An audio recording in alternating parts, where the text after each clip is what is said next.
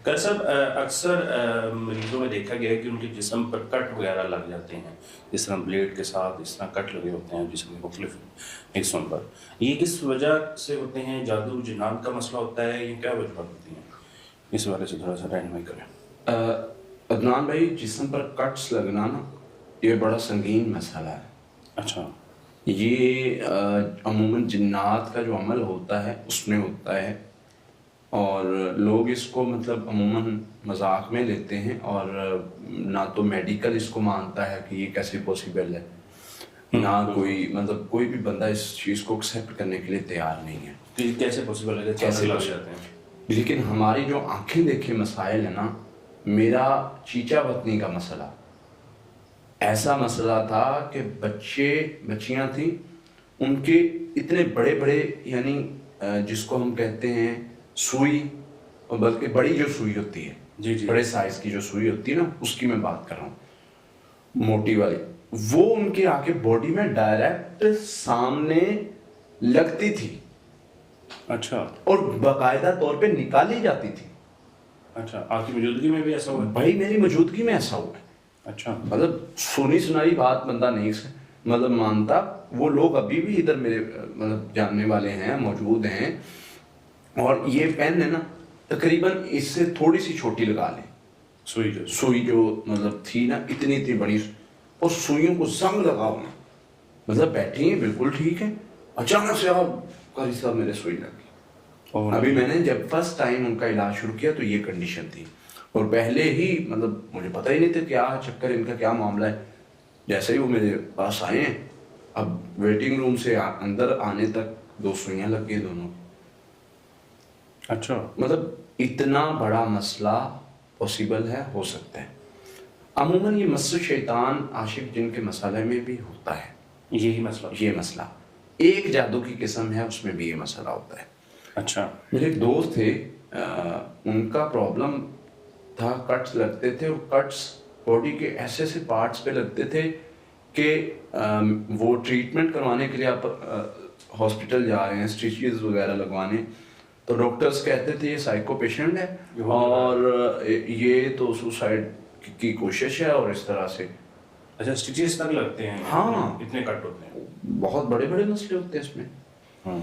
तो खैर वो बल्कि मेरे पास आए, और मैं ऑफिस में था और मैं घर जाने की मतलब तैयारी में था, बच्चे सारे वो सेटिंग बंद कर रहे थे। तो चूंकि वो मेरे जानने वाले थे, तो वो मेरे दोस्त को लेके ऑफिस ही पहुंच गया। उन्होंने कहा जी हमारा बहुत बुरा हाल है, करें इलाज। मैंने कहा चले थोड़ी बहुत पढ़ाई कर देते हैं। ये स्टिचेस वाले? जी। रात काफ़ी लेट टाइम हो गया था, तो मैंने कहा थोड़ी बहुत पढ़ाई कर देते हैं। तो पढ़ाई की तो उनकी कंडीशन ख़राब हुई। खैर मैंने उनको कहा कि आप ऐसे करें हम ऑफिस क्लोज कर रहे हैं, तो हम घर चलते हैं। ठीक है। घर चल के इलाज कर लेते, कोई मसला नहीं है। तो वो जी घर जा, मैं अपनी गाड़ी में था, वो अपनी गाड़ी में थे, हम जा रहे इकट्ठे। तो वहां तक जाने तक जी उनके 2 कट्स लग गए। और कट्स लग के मैसेज दिया प्रॉपर कि रुक जाओ, अदरवाइज ये गले के करीब कट लगा है, ये गले पर भी लग सकता है। अब ये एक अलग किस्म का जो है वो चैलेंज होता है हमारे लिए। मतलब मैं उस तरफ जाना नहीं चाहता, मतलब इस तरह के जो हमारे तजर्बात हुए हैं, कैसे कैसे मरीजों को यानी इस कंडीशन में डाल के कहा गया कि हाँ भाई छोड़ दो, दम करना नहीं तो ये कर देंगे वो कर देंगे, इस तरह के बड़े मामला हुए। मैं इसी मसले पर आता हूँ। तो वो जो है मुझे तो बहुत इस पर हुआ। एक तो मैं हैरान था, दूसरा मुझे गुस्सा था कि भाई इनकी ये जुर्रत कि हम पढ़ाई कर रहे हैं, बजाय इसके कि ये पीछे हट जाएं, छोड़ दें, छुप जाएं, भाग जाएं, ये सामने आके अटैक करें और चैलेंज कर रहे हैं। मुझे अपने से तो गर्ज नहीं होती कि मुझे ये कुछ करें, मैं तो कुछ भी नहीं, लेकिन मुझे होता है कि यार अल्लाह के कुरान को पढ़ा जा रहा है और ये कुरान को चैलेंज कर रहे हैं, तो भाई ऐसे तो नहीं चलेगा। खैर वो हमने अल्हम्दुलिल्लाह मैंने फिर शुरू कर दी पढ़ाई। कंडीशन बड़ी ख़राब, थोड़ा टाइम चला, लेकिन डट के मुकाबला हुआ, उधर से भी इधर से भी। तो खैर अल्लाह का फजल हुआ, शयातीन भागे। और वो भाई बेहतर हो गया, ठीक हो गया। उनको फिर मैंने पढ़ाई शुरू करवाई।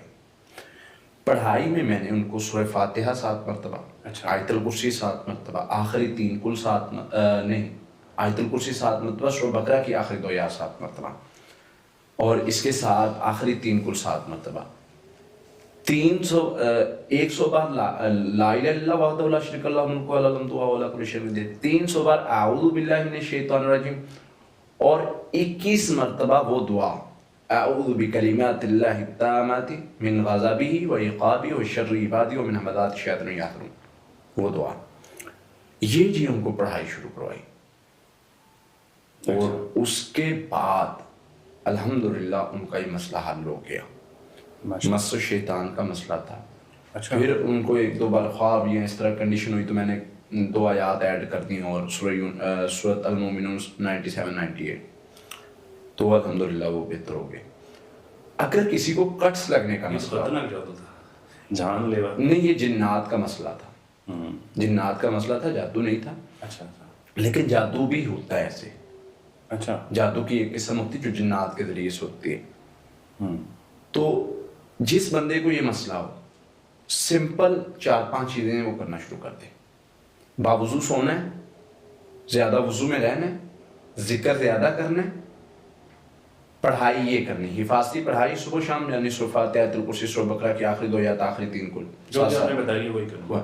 कलीमा पढ़ना है, ला इलाहा इल्लल्लाह वहदहु ला शरीका लहु मुल्कु व लहुल हम्दु व हुवा अला कुल्लि शैइन कदीर 100 टाइम। ठीक है। अऊज़ु बिकलिमातिल्लाहि ताम्माति मिन गज़बिही व इक़ाबिही, ये दुआ पढ़नी 21 मरतबा। आखिर में औज़ु बिल्लाहि मिनश शैतानिर रजीम 300 बार। ये सारी पढ़ाई सुबह शाम पढ़नी है। ठीक है। और सोने से पहले आयतुल कुर्सी वगैरह पढ़ के सोएं। इंशाअल्लाह ये कट्स लगने का मसला वैसे ही खत्म हो जाएगा हमेशा के लिए, चाहे वो जादू हो चाहे वो जिन्न है। मजबूत हो के आप ये पढ़े। इस तरह के मरीज को पहले ये तकरीबन 1 माह से 40 दिन तक पढ़ाई करनी चाहिए। पहले वीक में ये मसला खत्म हो जाएगा, लेकिन पहले वीक में रुकिया दम नहीं सुनना उसने, उसके बाद रुकिया दम सुनना शुरू हो जाएगा। पहले वीक में कुछ चैलेंजेस कंडीशंस होती हैं, फिर वो शैतान का दम टूट जाता है। फिर 1 हफ्ता पढ़ाई करने से मसला हल हो जाता है, लेकिन 1 माह से 40 दिन तक करे, हमेशा के लिए अल्लाह की रहमत से मसला हल हो जाएगा। बहुत बहुत शुक्रिया।